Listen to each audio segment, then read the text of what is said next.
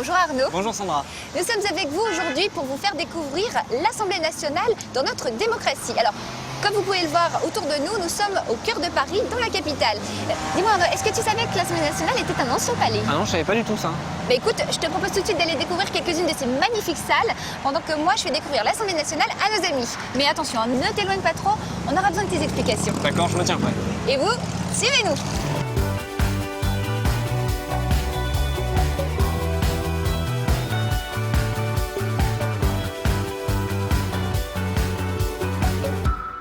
L'Assemblée nationale est le cœur de notre République. C'est ici que sont votées les lois qui régissent la vie dans notre pays. Pourquoi? Eh bien, la France est une démocratie. C'est-à-dire que les lois ne sont pas décidées par une seule personne ou même par un petit groupe de personnes, mais bien par le peuple, par les citoyens français.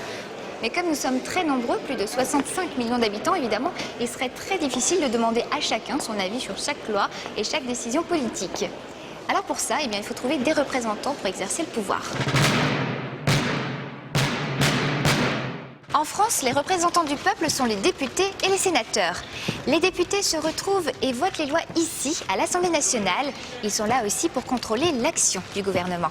Et ça nous concerne tous, même vous. Pourquoi? Eh bien parce que les lois, évidemment, concernent tout le monde, même les plus jeunes. Et c'est vous, demain, qui élirez les députés qui décideront des lois de demain. Mais pour vous expliquer comment ça se passe, on va appeler Arnaud. Arnaud. Ah, écoute, je ne sais pas où tu te trouves, mais nos amis auraient besoin de quelques éclaircissements.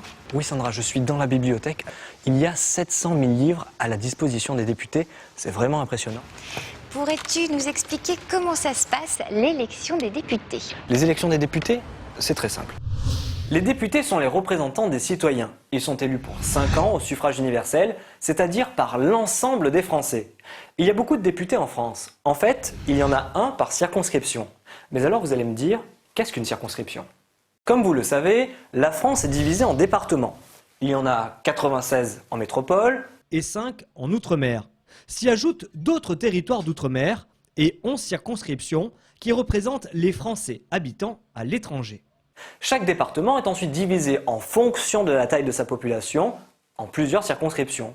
Plus il y a d'habitants, plus il y aura de circonscriptions et donc plus il y aura de députés à l'Assemblée nationale.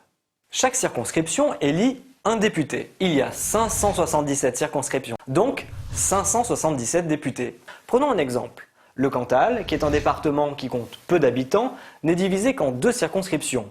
Il aura donc 2 députés. En revanche, le département des Bouches-du-Rhône, qui est un département très peuplé, est lui divisé en 16 circonscriptions. Il aura donc 16 députés. En moyenne, un député représente 112 000 habitants. Tout le monde peut devenir député, il faut seulement être de nationalité française et avoir au moins 18 ans.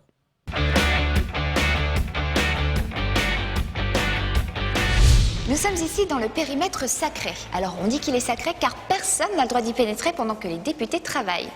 En effet, l'hémicycle, la grande salle où ils se réunissent, eh bien, se trouve juste à côté. Comme vous le voyez, il y a des salons de chaque côté de l'hémicycle pour accueillir les députés. C'est ici qu'ils se retrouvent avant et après les débats.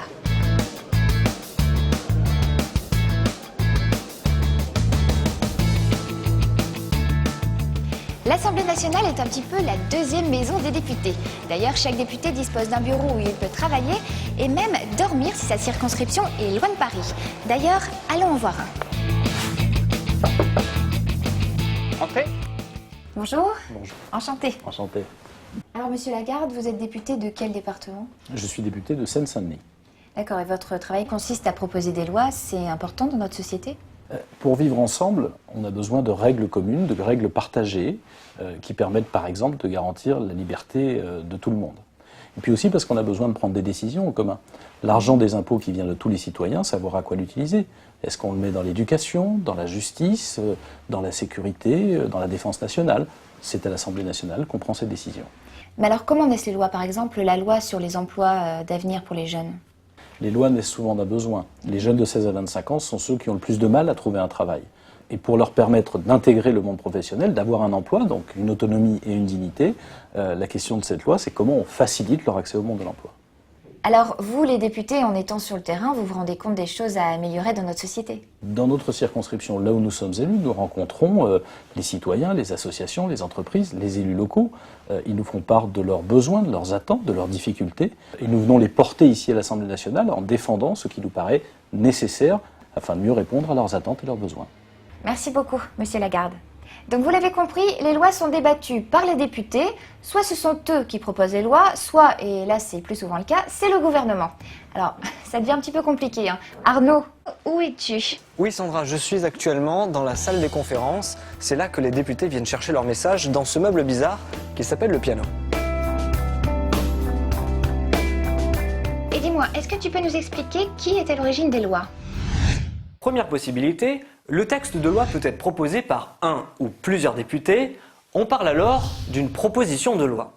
Deuxième possibilité, le texte de loi est proposé par le gouvernement, c'est-à-dire par le Premier ministre et ses ministres. Il s'agit alors d'un projet de loi. Mais qu'il s'agisse d'un projet ou d'une proposition, la loi est toujours examinée par un groupe de députés réunis en commission. Ces commissions préparent le texte de la loi qui sera ensuite discuté en séance publique, c'est-à-dire dans l'hémicycle. Il y a plusieurs commissions en fonction du sujet de la loi. Ainsi, c'est la commission des affaires sociales qui a examiné la loi sur les emplois d'avenir. Ah, Monsieur Lagarde, quel est le travail dû à la commission? En commission, on examine des projets de loi ou des propositions de loi. On regarde chaque article et on propose des modifications qu'on appelle des amendements. On débat sur ces amendements, on débat sur l'ensemble du texte, on l'adopte, et puis ce travail, on le recommence ensuite dans l'hémicycle avec l'ensemble des députés. Et par exemple, est-ce que vous avez proposé un amendement sur la loi pour les métiers d'avenir pour les jeunes? Oui, nous avons exigé que le gouvernement change son texte pour garantir une formation aux jeunes qui allaient trouver cet emploi d'avenir. Cette formation, c'est pour eux la garantie d'avoir un vrai métier et donc un vrai travail plus tard. Écoutez, merci beaucoup. On vous laisse travailler. Merci. pour Au ces revoir. réponses. Une fois la proposition de loi examinée, elle est débattue en séance publique, c'est-à-dire dans l'hémicycle. Venez avec moi, on va essayer d'y entrer. Présentez ça.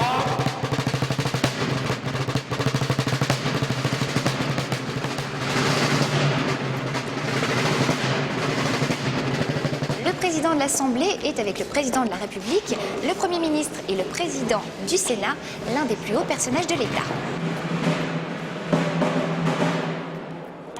Un avocat de renom et le président de la Chambre de commerce de France. La venue des deux ministres de l'Intérieur et de la Justice. On peut pas entrer pour regarder? Non, mademoiselle, c'est interdit. Même pas un petit coup d'œil. Non, mademoiselle, c'est interdit. Merci. Dommage.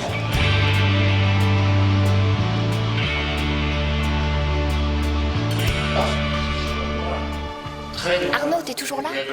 Oui Sandra, mais d'abord, admire un petit peu cette salle. Je suis dans la salle Fragonard. C'est en fait l'une des salles qui est mise à disposition des journalistes pour suivre les travaux des députés. En effet, il est immense ce palais Bourbon.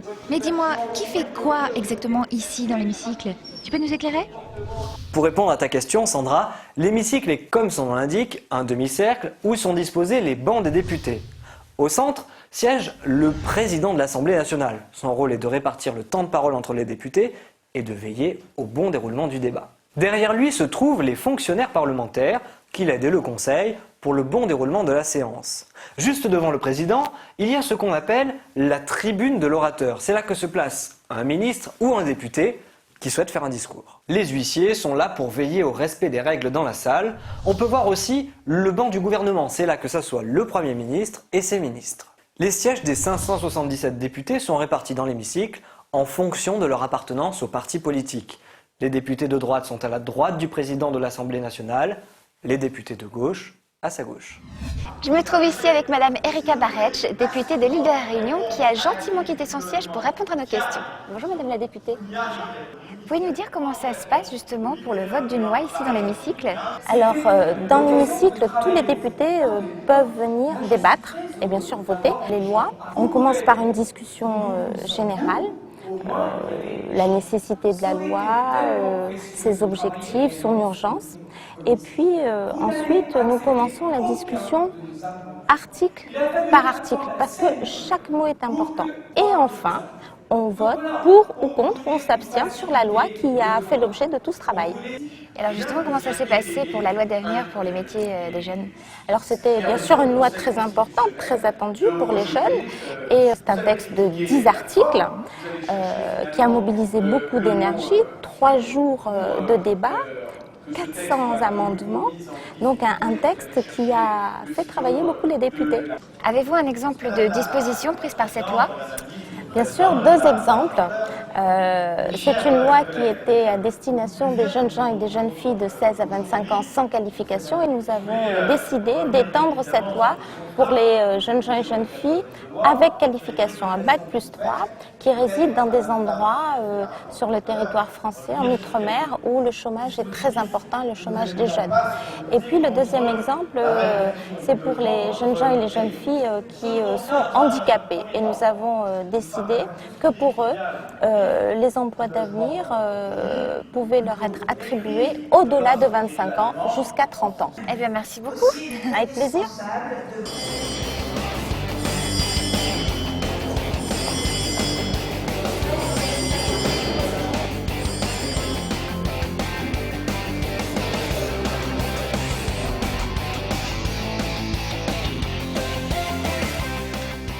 La séance est terminée, je suis descendue regarder l'hémicycle d'un peu plus près.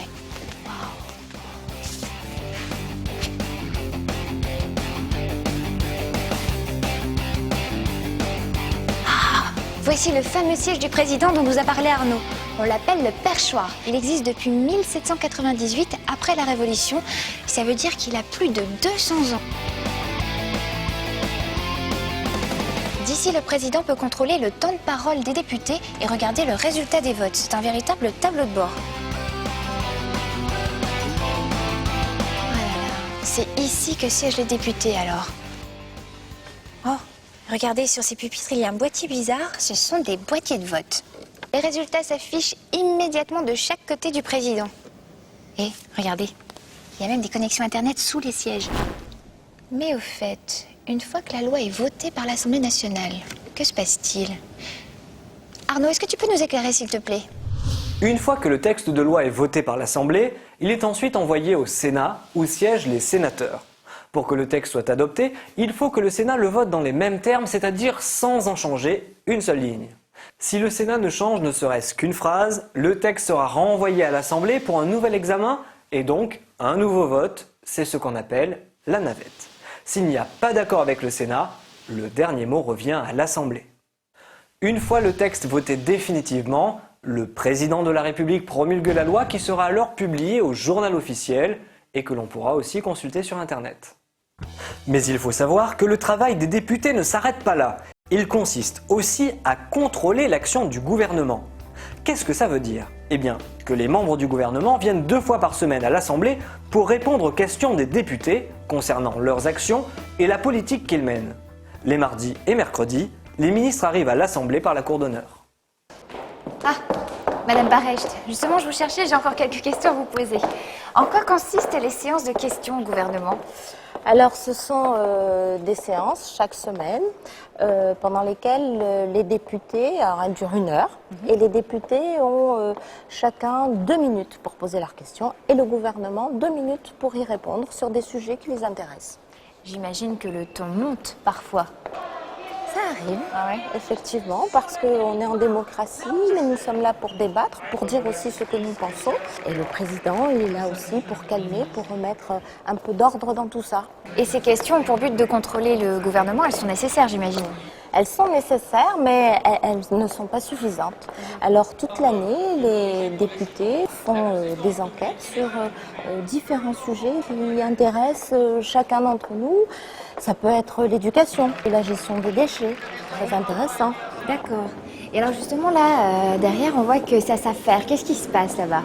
C'est là où vous avez les journalistes qui nous attendent aux sorties de séance, qui recueillent nos impressions, nos avis. C'est de là que partent toutes les images que nous avons à la télé. Ben, merci beaucoup, Madame la députée. Avec plaisir. C'était très très gentil. Avec plaisir, à bientôt. Merci. Au revoir. Ce qu'il faut savoir, c'est que l'Assemblée nationale est un lieu de vie intense, avec sa poste, son marchand de journaux, ses archives, son imprimerie et même son parc à vélo. Je vous invite à consulter le site de l'Assemblée nationale qui regorge d'informations. Tu viens, Arnaud, nous on va assister à un débat. Allez, c'est parti. Au revoir.